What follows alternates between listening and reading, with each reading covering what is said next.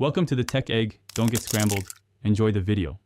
You start by opening your Bitget wallet and unlocking it. This gets you into the token list immediately.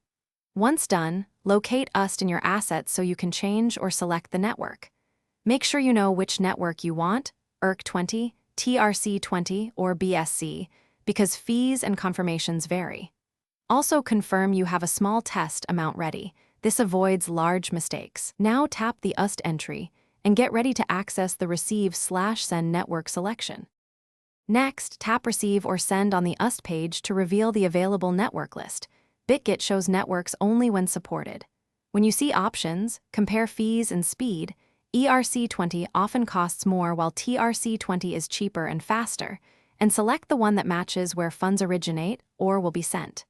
Make sure the address format matches the chosen chain. If it looks different, stop and recheck.